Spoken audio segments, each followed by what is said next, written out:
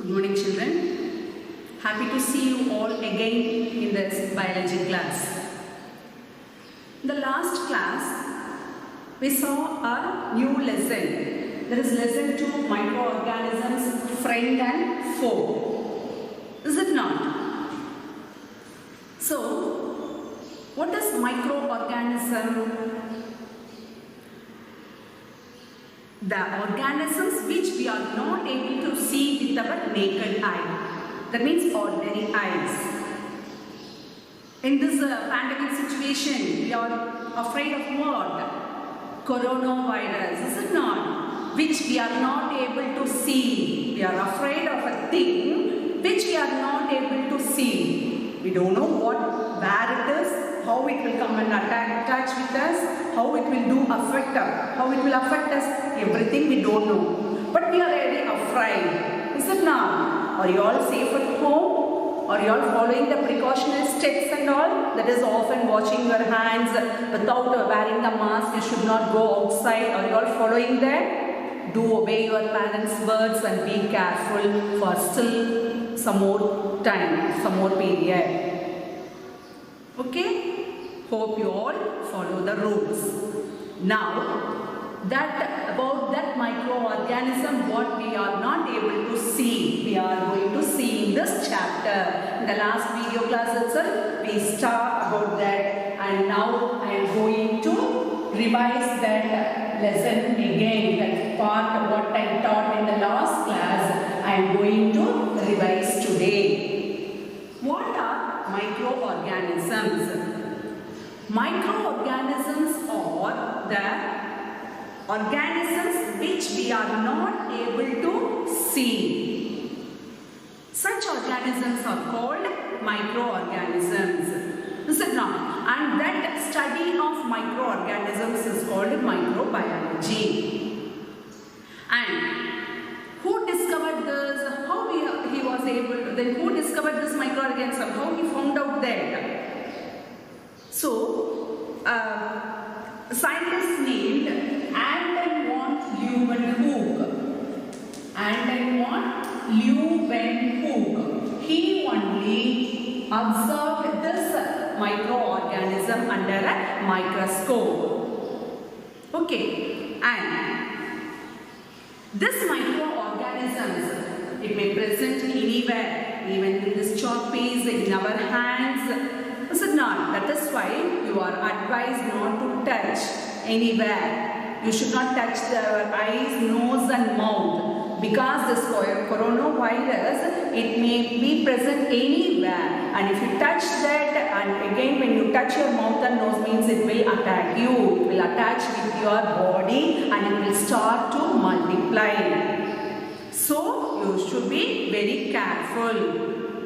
Even in a tip of needle, millions and millions of microorganisms may be present, and these microorganisms are very minute, millimicrons in their size. So I hope you all know, I taught you what is a micron, the value 1 by 1000 millimeter. You all know how small a millimeter size is. If that 1 millimeter is divided into 1000 times, that is a millimicron, 1 micron. Understand? 1 millimeter, if you divide it into 1000 parts, that is 1 micron. So how minute it is? You can think of that. That is the size of the microorganisms, and these could be observed only under the microscope. And these microorganisms, all the microorganisms are not harmful. Some are harmful and some are beneficial. That is why the topic is microorganisms, friend and foe. Friend means what? Doing good. Will your friend do bad for you? He will not do. If he is a true friend, he will not do bad for you. Always he will do good. He will take care of you. So like that, some microorganisms will always do good for us. But some microorganisms, they may bring some harmful effect for us. That is why it is called as foe. Foe means enemy. That means some harmful things it will bring for us.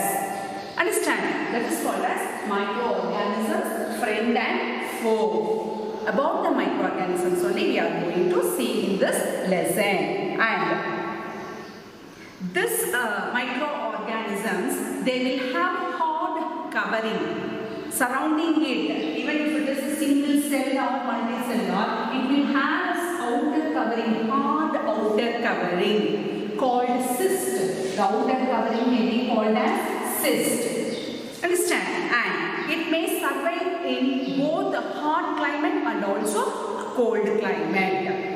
Even in the extreme cold also it may live, and in extreme hot climate also it may live. So everywhere it is present. Next, this microorganisms or otherwise called as microbes. Microorganisms is also called as microbes, and these microbes are classified into 4 groups. These are classified into 4 groups. First one is bacteria. Next, virus. Then protozoa. And another one, fungi. So this microorganisms, lot of microorganisms are there, and this microorganism is classified into 4 groups. That is bacteria, virus, protozoa and fungi. Now let us see one by one. The first one is the bacteria. Where is bacteria present? It is present everywhere, even in soil or water or on us, or it may be attached with a plant or animal or anywhere in the air, water, soil, everywhere it is present. And its size ranges from 1 to 1.25 microns. Size ranges from 1 to 1.25 millimicron. Its size ranges from 1 to 1.25 millimicron. So now only explain you what is a micron. 1 by 1000 millimeter. So its size is so small, and its shape also differs. It also classified according to its shape, because bacteria is differ in size and shape also. According to the shape, this bacteria is divided into 4 types. First one is Bacillus. Second one, Cocci. Third one, Spirillum. Then fourth one, Vibrio. Understand? And this bacillus is nothing but rod shape. It will be straight. It will be straight, like a rod. Now, for example, is this chalk having any bend? No, it is straight. This is not like a rod. That is why this rod-shaped bacteria are called as or named as bacillus. And Cocci means nothing but a spherical shaped bacteria. This is rod shaped. Then Cocci means spherical shaped, round structure. That is called as Cocci. And Spirillum means somewhat bend, having bend-like structures like a spiral, somewhat bend in nature. Such type of bacteria, shaped bacteria are called as, it will not be straight, and that is called as what? Spirillum. Next one, Vibrio, comma shape.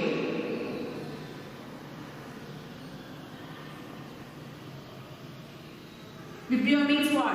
We'll put comma like this, is it not?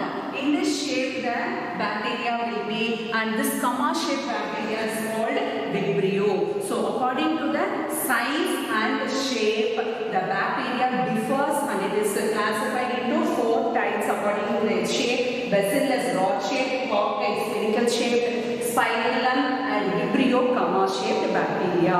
And these bacteria also, some bacteria will bring diseases to us, so it may be harmful to us, and some it may do good for us in our daily life. It is helpful in many ways that we are going to see later. So it is also beneficial to us. Even in our digestive system, some bacteria are present which helps in digestion. So like that, both beneficial and harmful bacteria are present. Next, coming to virus. Next, coming to virus. These viruses are also unicellular organisms and it have the outer hard covering like structures called cyst, and also it only when it attaches with the host organism. Host means what? It depends on some others. It won't attach with some other. For example, nowadays what they are saying, wear mask and all. Why means it needs some substratum to grow and live. Understand? Only if it comes and attach with our skin, it needs protein to grow and multiply. It is considered as both living and also non-living. When it is independent, it is present separately in the environment, it is considered as a non-living because it is not able to reproduce. But when it comes and attaches with a living organism, with the host, it will start to multiply. That is why viruses is kept in a borderline between living and borderline between living and non-living.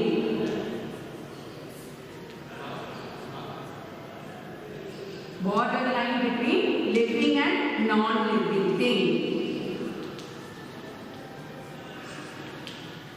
Understand? Viruses is kept in with the borderline between living and non. It is either considered as living nor as non-living, because when it is independent, it is considered as non-living. But when it comes and attaches with a host, it is considered as a living thing, because only when it comes and attaches with the host, it will start to reproduce. It will multiply. Understand? That is why the coronavirus also only when it attaches and with either to us or to animals or whatever it is, it will start to reproduce and it will multiply in many number. That is why we should avoid from the attack of the virus by washing our hands with soap. Often if we do that means, because of the washing, the cyst, the outer covering will break down and the virus will fall down and will lose its life. That is why we are advised to wash our hands thoroughly. Now do you understand the reason? Okay. Next. And these viruses bring diseases, mostly diseases only. They are harmful to us. For example, polio disease. I think all of you know what is polio. Nowadays it was eradicated. And some TB, then chicken pox, malaria and all. It was caused by viruses only. Understand? So these things viruses. Next one, protozoans. Protozoans are mostly aquatic, seen as aquatic in nature. Aquatic organisms. They are mostly seen in aquatic organisms. Example, protozoans.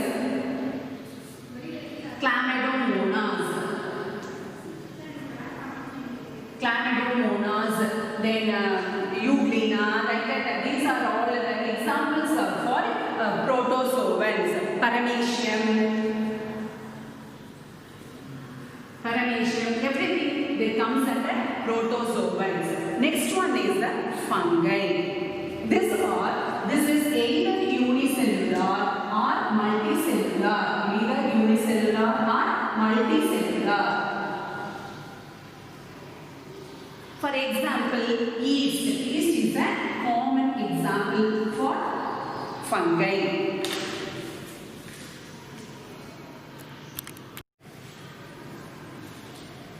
Now, I say the example for fungi is yeast. Is it not? The last class itself I told you that it is available in the shop itself, grocery shop and all if you go and ask. Today I brought to show you. Now, can you see this things inside the packet? This is the yeast. I'll show you. See, it is like a powdered sugar. This is a dry yeast. It is like a powdered sugar. Can you see this? This is like the powdered sugar, and this is dry yeast. This is only added to the food items and all. Okay, I will explain about this in the coming points and all. Okay, so it is present, either it is present in a single, that is called unicellular, or it may be seen in colonies. In groups also it may be present. For example, yeast and all you can see. Penicillium rotatum and all live in colonies, and you can see this, and it will be very useful. It is fungi, they are they don't have chlorophyll. They don't have non-chlorophyll structures. So they are not able to produce their food. Understand? And example, bread mold.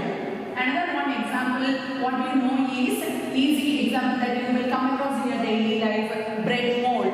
If you moisten the bread, that means if you wet the bread and keep it closed for 2 or 3 days, means you can see fine patches, green or black patches growing on the bread. That is called as bread mold. Understand? Next one.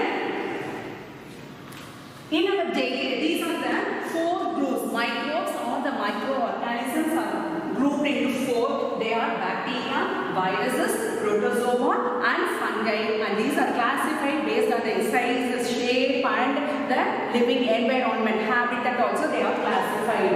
Next one, how it is useful in our daily life. Now I said the microorganisms are both beneficial and also harmful, is it not? Now in this class we are going to see the beneficial activities of microorganism.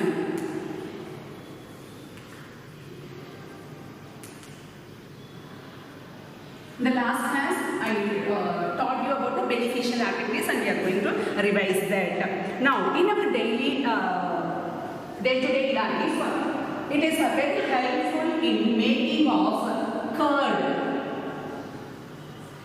Making of curd, bread, cake in bakeries and all, is it not? So in these and all, in the preparation of curd, bread and all, the bacteria or the microorganisms are very useful.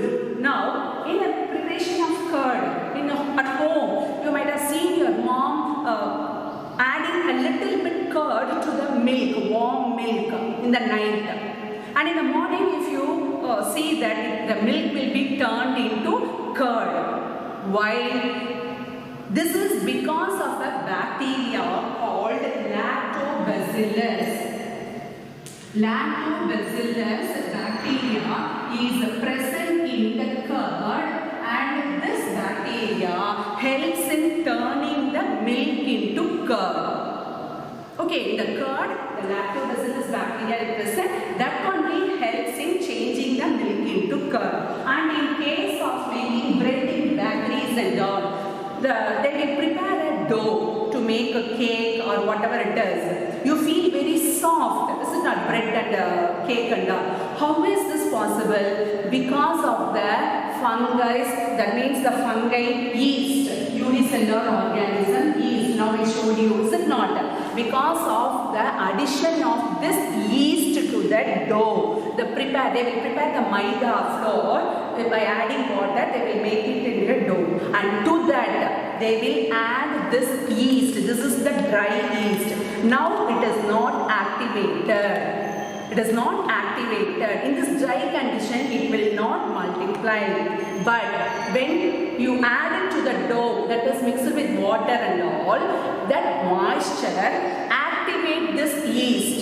The yeast will get activated. That means it will reproduce, multiply in number, and it will make the dough soft, and the volume of the dough also will increase. If you prepare only little quantity of dough, after adding yeast to it, what will happen means the dough will increase in its volume. And you can see many holes present on the upper surface of the dough. That is because of the release of carbon dioxide gas.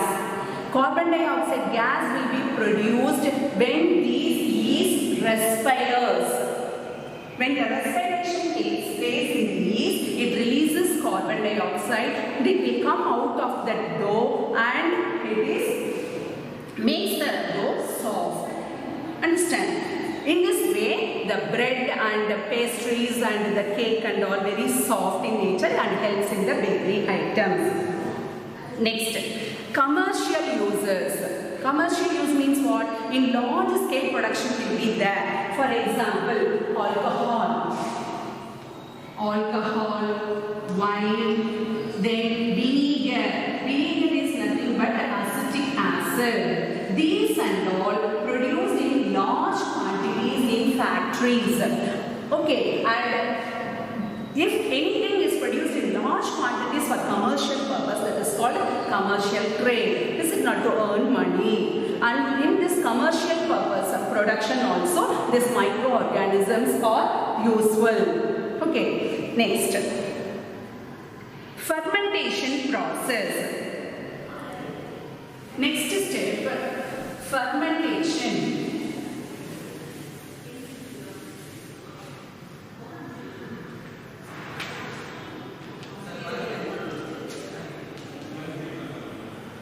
This fermentation process is discovered by Louis Pasteur. Louis Pasteur. Fermentation means nothing but conversion of alcohol into acetic acid. That is natural sugar into alcohol.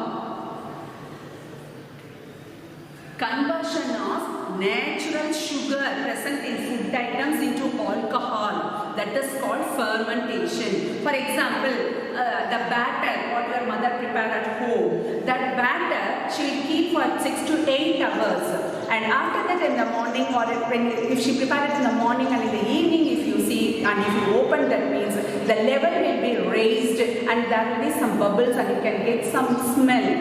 Is it not?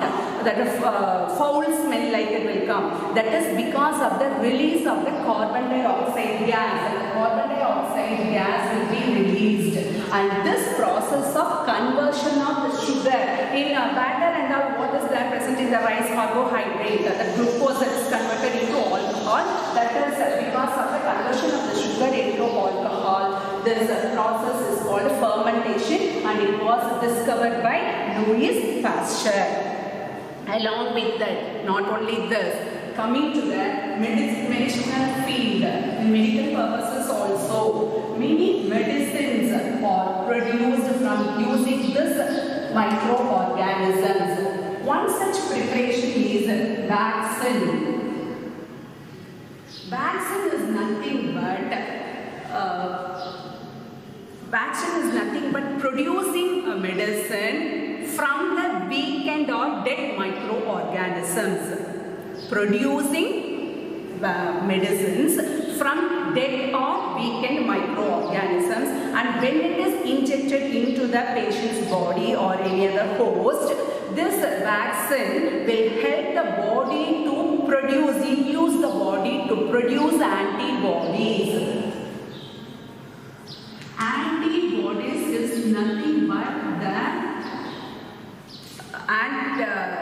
thing that is produced inside our body when any foreign material enters. For example, if this vaccine is given to some injured person, so this vaccine will induce our body to produce antibodies against that microorganism, infected organism. It will kill that harmful microorganism. This process is called vaccination, and this was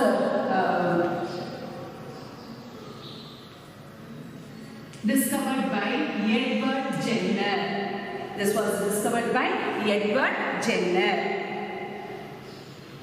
Whenever you fall ill, if you go to visit a doctor, he will give you the antibiotic. What he is giving is antibiotic.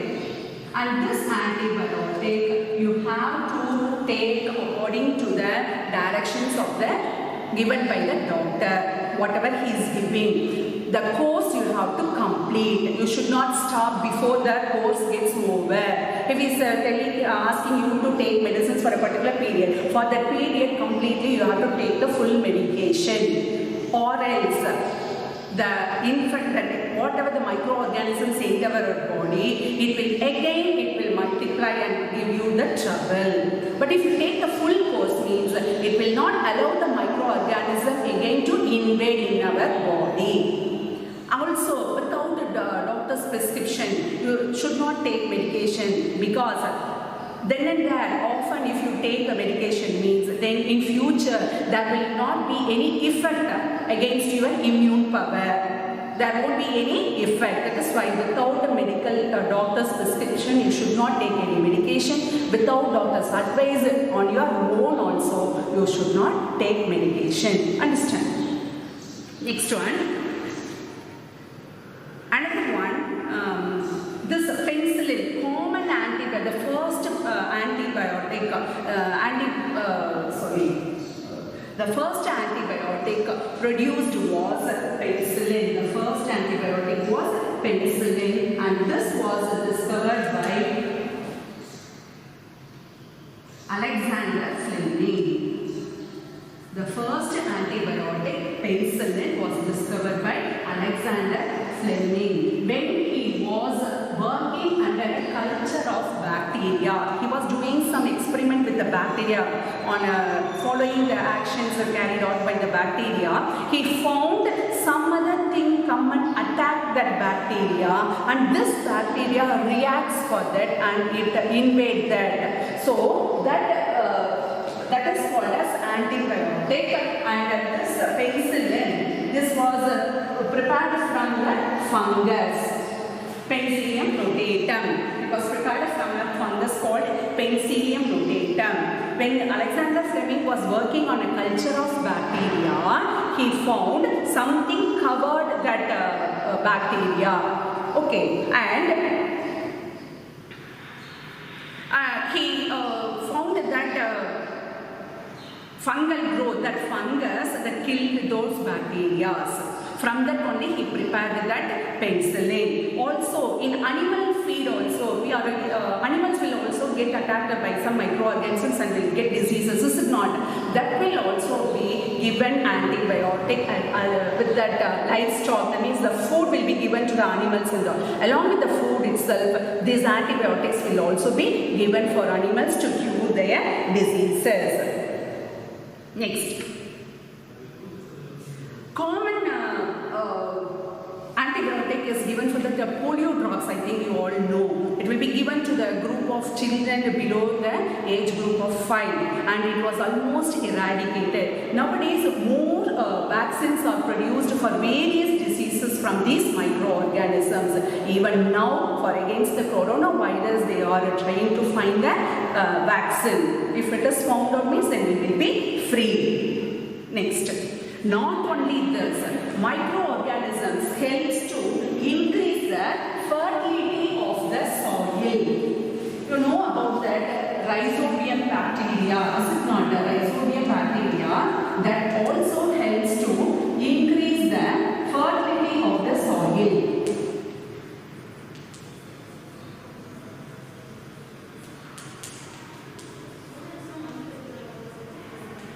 So this Rhizobium bacteria that is found in the roots of the leguminous plants, this helps to increase the fertility, absorbs the atmospheric nitrogen, and it is convert that nitrogen into the useful one into the plants. How the plants can utilize that nitrogen? In that way, it converts that atmospheric nitrogen into the useful one and helps the plants to grow in a fertile manner, and also helps to increase the fertility of the soil. Next one, decomposers. Decomposers means what? That converts the dead and decayed organisms into a useful one. Without the decomposers, that microorganisms, we can't live in this earth. Is it not? If it is not decomposed, whatever we put, the waste and all, if it remains there and in all the places, without any change, then how it will be? The places will become dirt, and we won't find any place to live in this earth. Everything will be dumped in the garbage, and everything will be there, and the dead organisms, dried leaves, and all, everything what is deposited on the soil, if it remains as same, then there won't be enough space to live, either we or animals, whatever it is. Then how these dead and decayed organisms are removed from the soil? It was decomposed into certain minerals with the help of this decomposers, and it is also done by some useful bacteria. That is why we should not use the things which are not decomposed by microorganisms. For example, the polythene bags and all. The microorganisms cannot decompose that, is it not? So we should not use the things which are not decomposed by microorganisms. Then it will be harmful to us. So these are the beneficial activities that are given by the microorganisms for us. Do you understand the topic well? Okay. Along with this, I will send the worksheet. You all please complete that also. Be inside and stay safe. Thank you, children.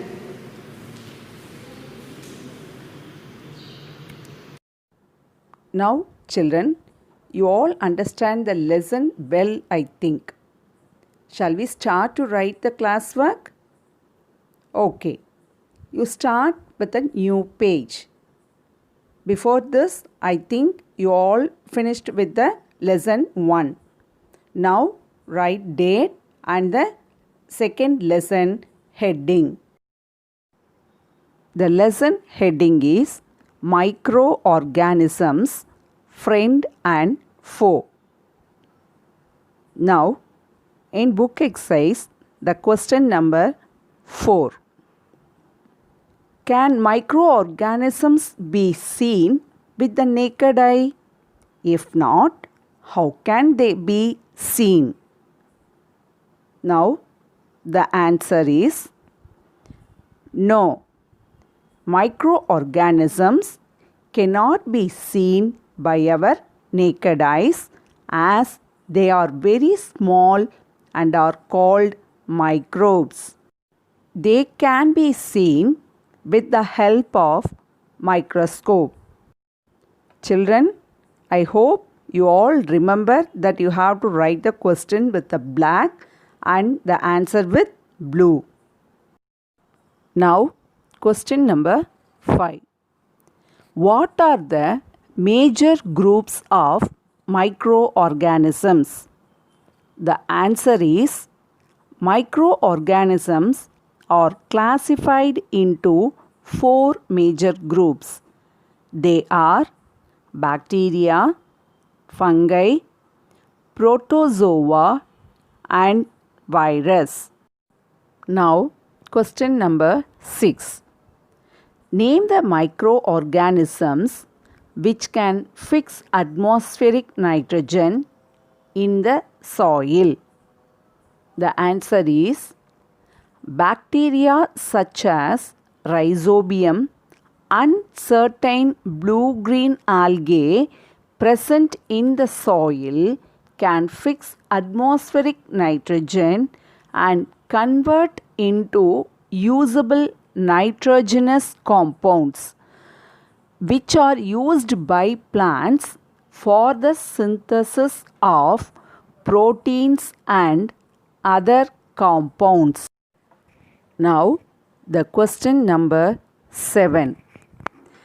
Write 10 lines on the usefulness of microorganisms in our lives.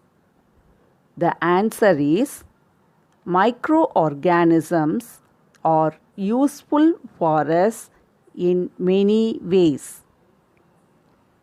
Point number 1. Lactobacillus bacteria convert milk into curd. Number 2. Bacteria are also involved in the making of cheese. Number 3. Azotobacter is used in the production of acetic acid from alcohol. Point number 4. Yeast is used for commercial production of alcohol and wine. Point 5. Antibiotics are manufactured by growing specific microorganisms. Number 6. Some bacteria fix atmospheric nitrogen and increase the soil fertility. Number 7.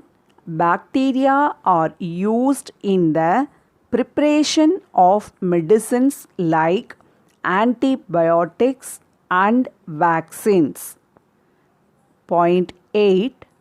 Bacteria are used in the preparation of pickles and many other food items. Now, point 9. Yeast is also used in baking industry for making breads, cakes. The last point, 10th. They act as cleansing agent and decomposes the waste products into manure. Children, write the classwork neatly without any spelling mistakes. Thank you, children.